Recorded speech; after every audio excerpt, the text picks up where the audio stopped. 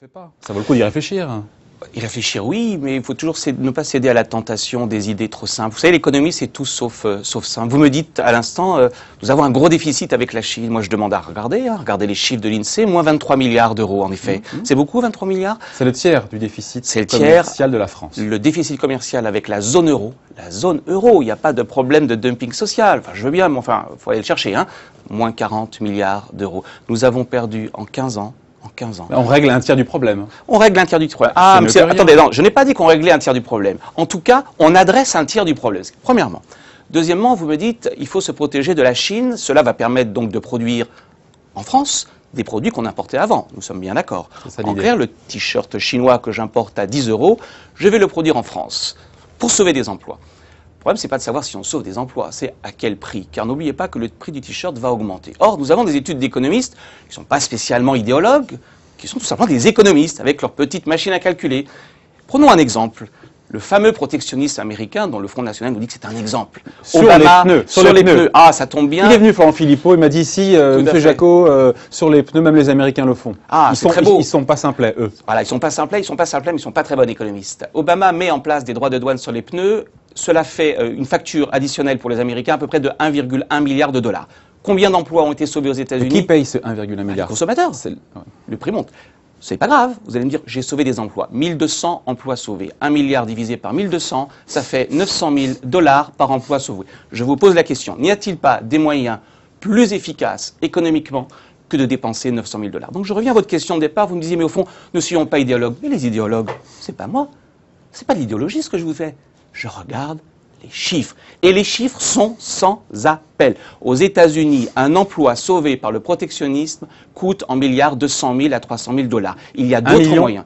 Entre 200 000 et 300 000 $. 200 000 et 300 000 $. Et ça va entre 200 000 et 1 million de $ dans certains cas. En clair, il y a d'autres moyens que le protectionnisme de se protéger. D'autant que si on se protège vis-à-vis de la Chine, la question pourrait se poser, il ne faut pas oublier que derrière, évidemment, il y a des mesures de rétorsion. Et bien sûr. La Chine ne resterait pas comme ça inerte. Vous savez, quand on fait la guerre, alors ça ne veut pas dire qu'il ne faille pas utiliser le protectionnisme comme une arme de négociation, de dissuasion. Si nous nous protégeons vis-à-vis de la Chine, vous savez ce que représente la Chine pour la France? C'est le 6e partenaire à l'exportation. Par contre, la France n'est même pas dans les 20 premiers partenaires de la Chine. En clair, en voulant nous protéger, nous allons nous punir nous-mêmes.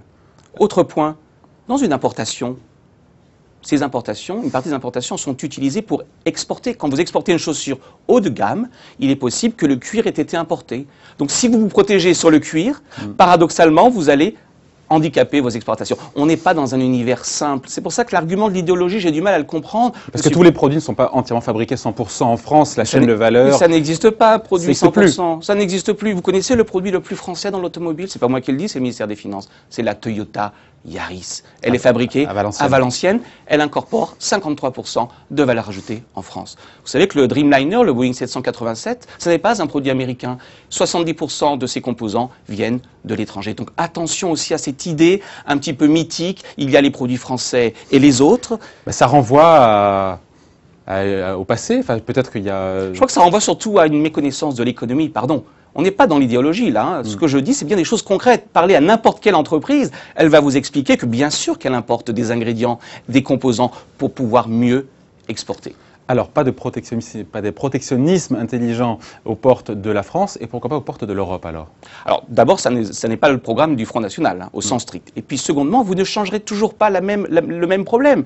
Que ferez-vous avec ce coût par emploi sauvé? Que vous le fassiez au niveau national, que vous le fassiez au niveau européen, regardons combien cela coûte. Vous savez, l'économie, c'est souvent des choses cachées. On ne se rend pas compte que lorsque l'on importe 5%, 10% plus cher, on a l'impression que c'est rien, multiplié par le nombre de consommateurs en Europe, et cela vous donne la facture. Ça ne veut pas dire qu'il ne faille rien faire. Je ne vous dis pas qu'il faut s'ouvrir sans rien faire. Je vous dis simplement qu'il faut se préparer à l'ouverture. Ce que fait le Front National, c'est qu'au fond, on rêve que demain nous ressemblions à la Chine. Moi, je pense que c'est exactement l'inverse qu'il faut faire. Il faut importer du bas de gamme et il faut tirer parti de nos compétences pour exporter encore plus. Mais ça prend du temps. Ça prend du temps et ça passe par quoi? Par un seul mot, la formation, notamment la formation des ouvriers. Bon, et se protéger contre les délocalisations massives. Ah, les délocalisations massives. Alors, c'est en effet le terme qu'emploie le Front National. Alors, moi, je suis allé regarder les statistiques de l'INSEE. On peut m'expliquer que l'INSEE se trompe. 4% des entreprises françaises délocalisent et l'INSEE estime que cela représente 7 000 emplois détruits chaque année. 7 000, ça n'est pas rien. Je vous rappelle qu'en France, dans l'industrie, on détruit à peu près 70 000 emplois par an. En clair, les délocalisations d'abord ne sont pas massives, elles ne sont qu'une cause très partielle.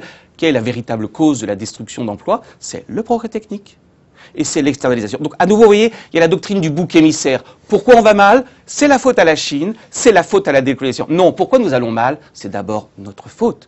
Le remède, il est en nous. Misons sur la qualité, misons sur la formation, exportons plus en Chine. Le but, c'est pas d'importer moins, c'est d'exporter plus. Mais oui, voilà une vision positive qui donne de l'optimisme, me semble-t-il, à notre pays. Bon ben voilà, de l'optimisme, il faut en avoir, et vous avez raison. On reçoit Thierry Sausset juste après vous, qui a lancé, créateur du Printemps de l'optimisme. Juste une dernière chose, Arnaud Montebourg, encore une fois, qui avait défendu le Made in France. On l'a évoqué rapidement, le Made in France aujourd'hui, ça ne veut plus dire grand-chose, vous l'avez évoqué, voilà, c'est compliqué aujourd'hui. Ça dépend comment vous le prenez. Pour moi, le Made in France, il n'y a pas que les Français achètent français, c'est que les Chinois achètent français.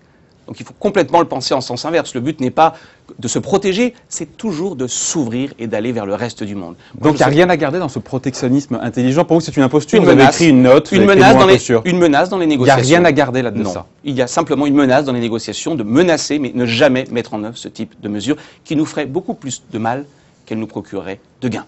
Voilà, Emmanuel Combe, vice-président de l'autorité de la concurrence et professeur d'économie qui pourfend donc ce protectionnisme intelligent défendu ardemment par le Front National. Merci à vous. Merci à vous. Au revoir.